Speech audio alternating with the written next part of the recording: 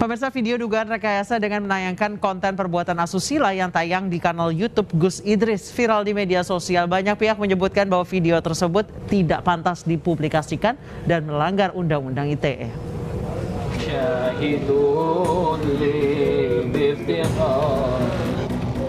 Nama Gus Idris kembali menjadi sorotan setelah diduga kembali melakukan settingan pada video YouTube-nya.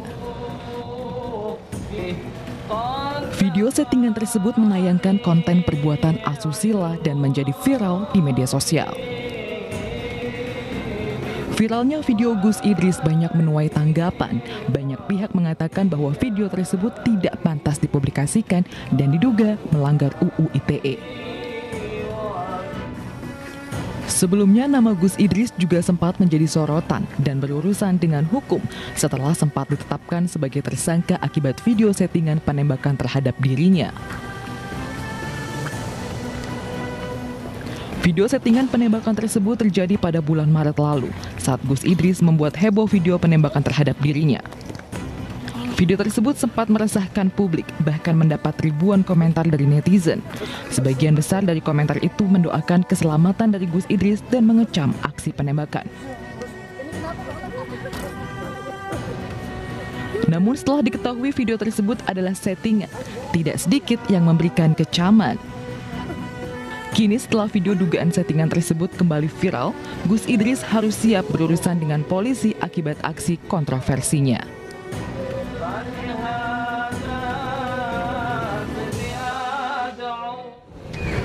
Rekayasa video demi konten yang berulang kali dilakukan Gus Idris mematik kontroversi. Lantas apa motif seorang ulama melakukan hal tersebut?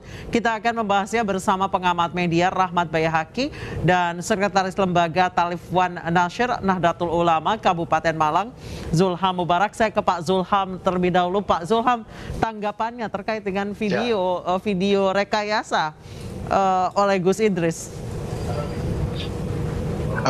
Pertama saya ingin meralat, Mbak. Yang bersangkutan ini bukan ulama, ini penting dicatat oleh seluruh audiens dan khalayak di Indonesia. Yang kedua, fakta bahwa yang bersangkutan ini tidak layak disebut Gus harus saya sampaikan juga secara nasional. Karena Gus ini sebuah predikat yang istimewa bagi kami, Nahdliyin, kalangan NU. Jadi bisa dibilang ini merupakan upaya fabrikasi dengan menggunakan identitas terhadap sebuah produk digital. Dan ini masalah. Ini harus menjadi perhatian khusus bagi pemerintah karena ini mulai ngetren ini.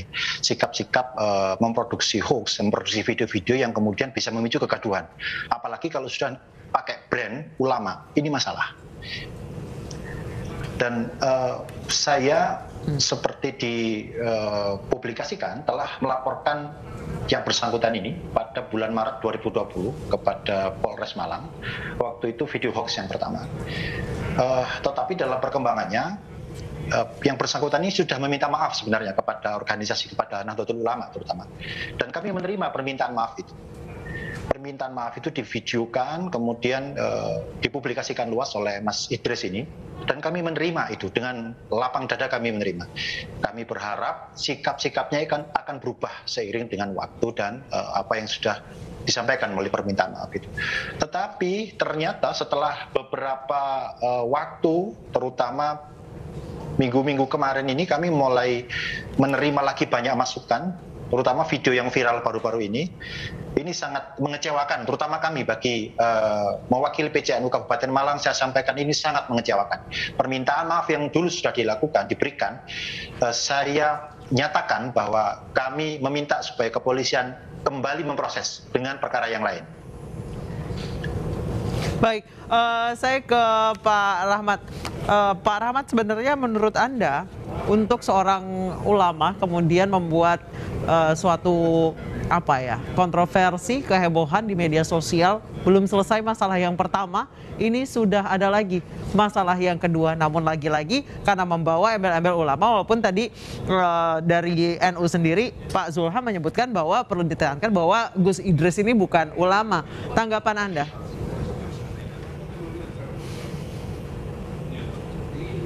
Baik, Pak Rahmat boleh di-unmute, Pak? Oke, baik, maaf. saya ulangi lagi bahwa sebetulnya ini terjadi bukan hanya pada ulama, ini bisa terjadi pada siapapun. Karena penggunaan YouTube itu memungkinkan semua orang bisa berpartisipasi, men-share video, membuat video, dan mengedit, dan kemudian mengambil keuntungan dari subscribers. Dan kalau misalkan kita perhatikan bahwa awal dari keinginan masyarakat untuk berpartisipasi di YouTube adalah ingin menunjukkan eksistensi yang kemudian berimplikasi kepada popularitas dan kemudian berimplikasi kepada insentif. Dan insentif ini yang kemudian menjadi banyak sasaran daripada YouTubers ya, para pengguna YouTube, para pembuat konten dengan berbagai macam tujuan. Yang penting mereka mendapatkan insentif tadi, dan insentif bukan hanya terkait masalah berapa jumlah uang yang mereka dapatkan dari subscribers, tapi juga social insentif, kemudian political insentif dan cultural insentif. Itu juga bagian daripada apa yang dilakukan oleh para pengguna YouTube. Baik, Pak Rahmat, kalau Anda melihat orang yang membawa-bawa embel-embel ulama seperti yang dilakukan oleh Gus Idris ini, bukankah seharusnya memiliki tanggung jawab yang lebih berat dalam menyampaikan kontennya?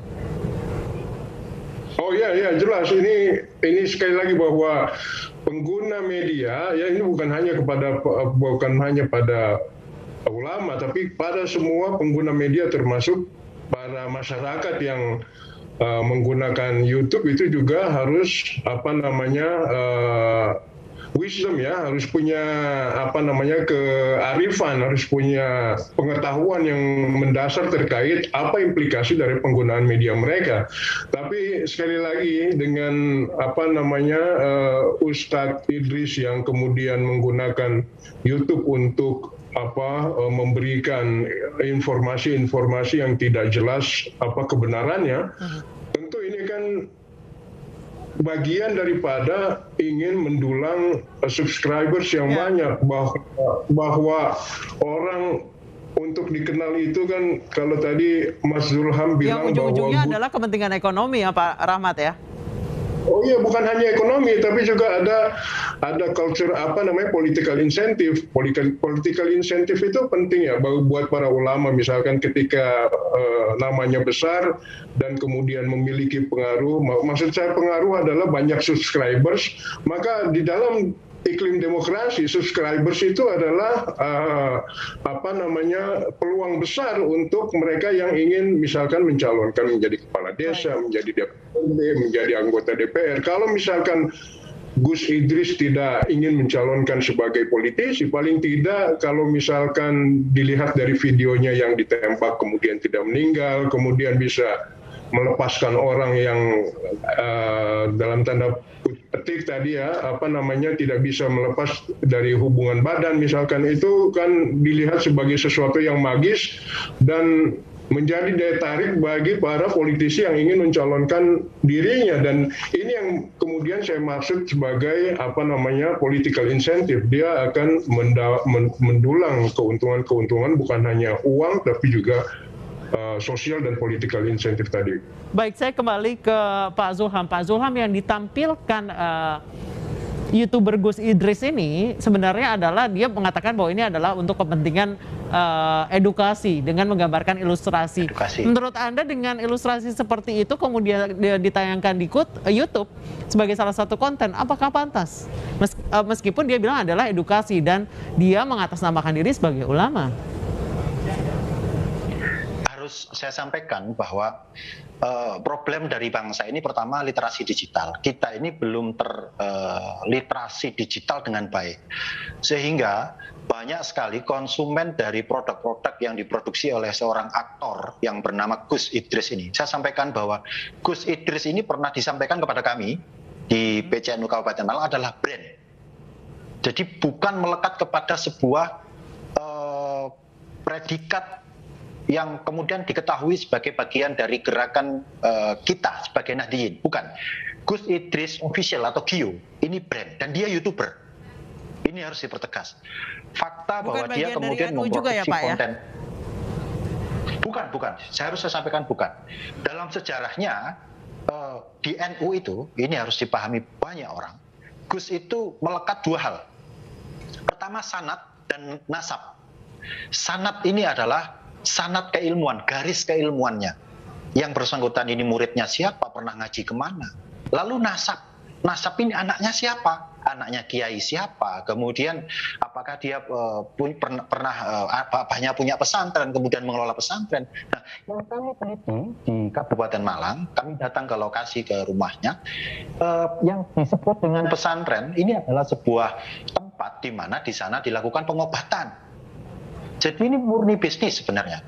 Yang menjadi masalah adalah ada 1,4 juta subscriber yang setiap hari berinteraksi dan mengkonsumsi konten-konten digital ini.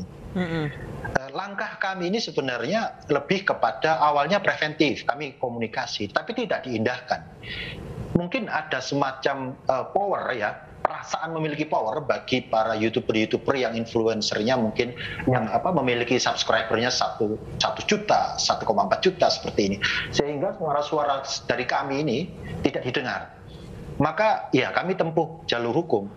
Cuman yang menjadi masalah adalah pembuktian untuk perkara-perkara seperti ini kadang-kadang memang cukup sulit, kami pahami itu. Tetapi alangkah baiknya jika kemudian orang yang sudah melakukan produksi konten penyebaran hoax seperti ini, alangkah baiknya jika ditahan. Baik, dalam jadi menurut proses, Anda Pak Zulham, ini Gus Idris ini adalah hanya brand. Jadi dia sama sekali tidak berhak menyandang status Gus karena tidak memiliki keterkaitan apapun dengan orang yang menyandang status itu, Pak Zulham. Betul. Baik, tidak ada kaitannya sama sekali pun dengan Nahdlatul Ulama? Tidak ada. Memang begini, harus saya sampaikan, saya klarifikasi sedikit ini. Dulu yang bersangkutan ini memang memiliki jamaah sholawat. Kalau boleh dibilang ini seniman, Idris ini seniman, Mas Idris ini. Dia memang ketika nyanyi bagus suaranya. Tetapi apakah kemudian ketika seseorang mendapatkan audiens dari seni dalam Islam, kemudian dia memiliki panggung, lalu kemudian dielulukan menjadi seseorang yang sakti mandraguna seperti dalam videonya. Ini kan unik masyarakat kita ini. Dan yang bersangkutan ini bermain-main di ruang-ruang tipis itu. Harus saya sampaikan untuk video kedua ini, dia menulis disclaimer dalam postingannya di YouTube. Bisa dicek itu, ada disclaimernya bahwa ini adalah untuk kepentingan. Tetapi apakah kemudian disclaimer itu menggugurkan kewajiban dia untuk memberikan informasi yang pas, yang sesuai bagi masyarakat luas? Ini yang menjadi PR bagi masyarakat, bagi para pemimpin kita, pembuat perundangan, agar kemudian memberikan ruang-ruang, agar tidak kemudian besok muncul lagi ulama seperti yang kemarin baru saja bermasalah juga, saudara Nur Sugi itu yang kemudian bermasalah hukum juga. Ini kan repot, kita akan terus dihadapkan dengan orang-orang seperti ini. Pak Zulham, kapan rencananya Anda melaporkan Gus Idris ini ke polisi? Saya adalah mewakili organisasi sudah melakukan pelaporan, Mbak. Ya. Maret 2020 kejadian. Kami sudah melaporkan, beberapa bulan lalu sudah terlapor, dan statusnya yang bersangkutan ini sekarang adalah tersangka. Dia ini tersangka. Bisa dicek ke Polres Malang. Dia ini tersangka. Tetapi menjadi unik kalau kemudian tersangka dalam proses produksi video hoax, memproduksi lagi produk yang sama. Dan ini menurut kami sangat menistakan ajaran agama Islam.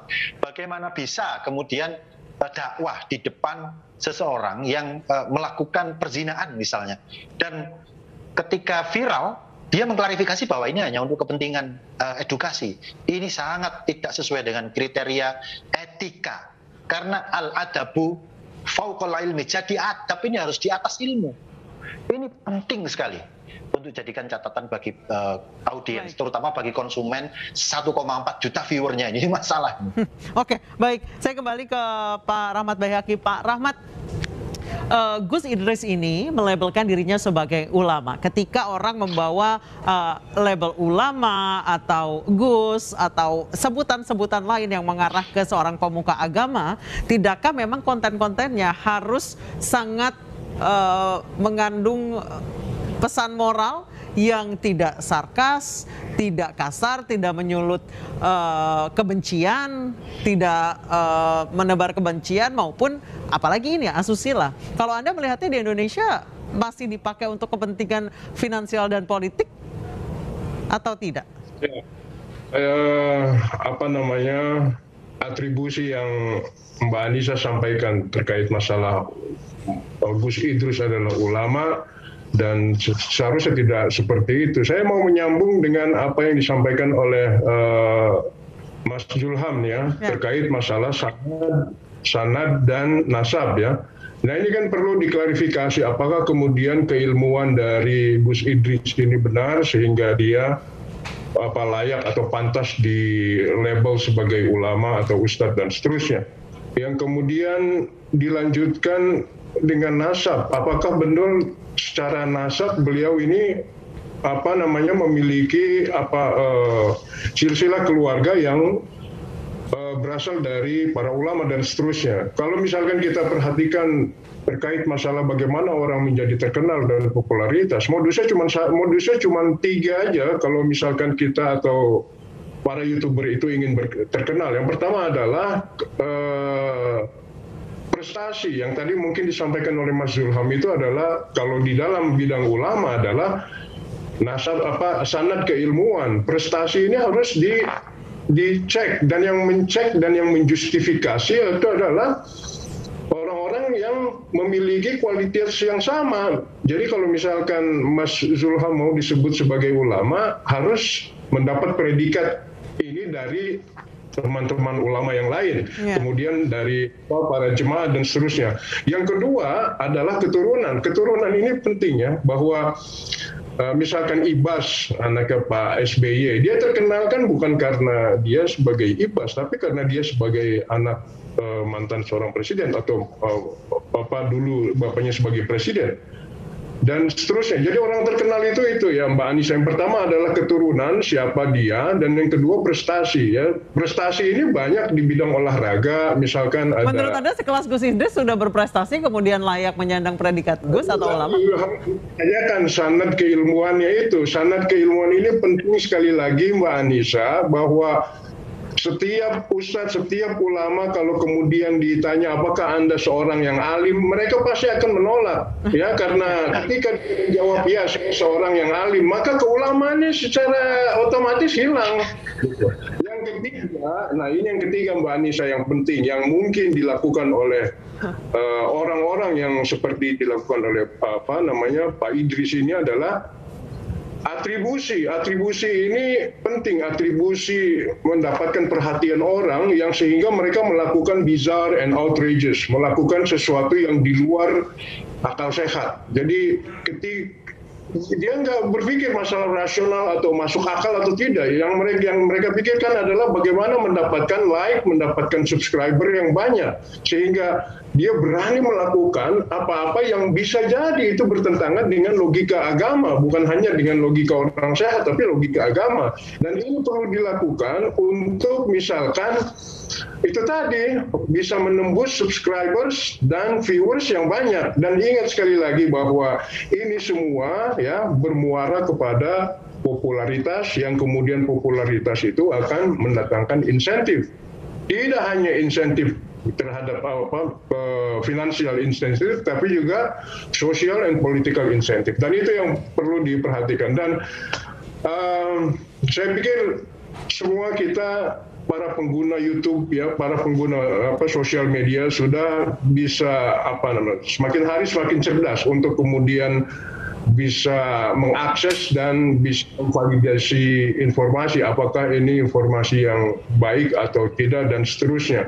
Dan tentu saja apa yang dilakukan oleh Ustadz Idris ini bukan pertama oleh YouTuber. Ada banyak ya, ada jutaan orang itu melakukan hal-hal yang ekstrim yang tadi saya sebutkan, bizarre and outrageous ya, di luar dari akal sehat, di luar dari sesuatu yang bisa diterima oleh, dan inilah yang kemudian bisa mengejar viewers ya. Dan tentu saja apa yang dilakukan oleh Gus Idris ini saya kategorikan sebagai bizarre and outrageous, di luar dari akal sehat. Dan ingat bahwa Madonna, artis terkenal, ketika namanya terpuruk juga melakukan bizarre and outrageous dengan lari dengan pakaian yang sangat minim, lari pagi ya, jogging dengan pakaian sangat minim. Sex Pistols di Inggris misalkan melakukan ketika penggemarnya turun, dia kemudian mengajak penggemarnya untuk membakar gereja. Ini banyak dilakukan di luar negeri ya, di di Indonesia bahkan ada dosen yang pernah bikin video bertarung di jalan itu kan cari jalan pintas untuk mendapatkan popularitas. 15 minutes fame itu ya, Pak Rahmat ya. Betul. Baik, saya kembali ke Pak Zulham. Pak Zulham, sejauh ini latar belakang Pak Idris atau yang dikenal Gus Idris ini sebenarnya siapa sih di Malang? Di Malang yang bersangkutan ini santri, ya saya bilang santri ya, karena pernah ada di beberapa pesantren. Tetapi kemudian dulu dia berbisnis dengan, saya sebut berbisnis karena ada unsur finansial di sana, berbisnis dengan dari panggung ke panggung dia mendapatkan popularitas. Nah kemudian setelah di sini mungkin popularitasnya turun, dia berpindah ke Blitar waktu itu. Kemudian setelah di sana mendapatkan popularitas, dia pulang lagi ke Malang. Dan ketika pandemi, ini adalah salah satu contoh orang yang diuntungkan oleh pandemi. Ketika pandemi terjadi, mulai merintis produksi video di YouTube dengan konten-konten yang gaib, yang mistis. Sebagai seorang ahli metafisika, mungkin begitu ya saya simpulkan, karena di sana dia kemudian memproduksi konten-konten yang menarik dan lain-lain yang saat ini digemari oleh banyak orang. Dari sana kemudian tumbuh followernya menjadi jutaan. Terakhir saya pantau 1,4 sekian juta. Nah, yang kemudian menjadi concern kami ini, harusnya ada batas-batas yang jelas yang ditentukan oleh pemerintah dalam konteks produksi video yang kemudian bisa menyedot massa sedemikian banyaknya. Terutama konten-konten yang saat ini berkaitan dengan selera masyarakat. Misalnya yang berbau mistis, tolonglah ada penertiban yang lebih detail gitu terkait dengan, atau paling enggak mereka yang sudah menjadi influencer dalam konteks-konteks seperti itu yang kemudian tidak jelas apakah itu benar dan tidaknya, tolong ditertibkanlah, artinya dipanggil atau kemudian diberikan warning, kan seperti itu. Baik, terima kasih Pak Zulham Mubarak, Sekretaris Lembaga Talif Wa Nasyr Nahdlatul Ulama Kabupaten Malang, dan Pak Rahmat Baihaqi, pengamat media. Dan pemirsa, sebelumnya kami juga sudah berusaha untuk menghubungi pihak dari Gus Idris, namun permintaan kami untuk live bersama-sama ini tidak direspon oleh yang bersangkutan. Terima kasih Pak Zulham dan Pak Rahmat telah bergabung bersama kami.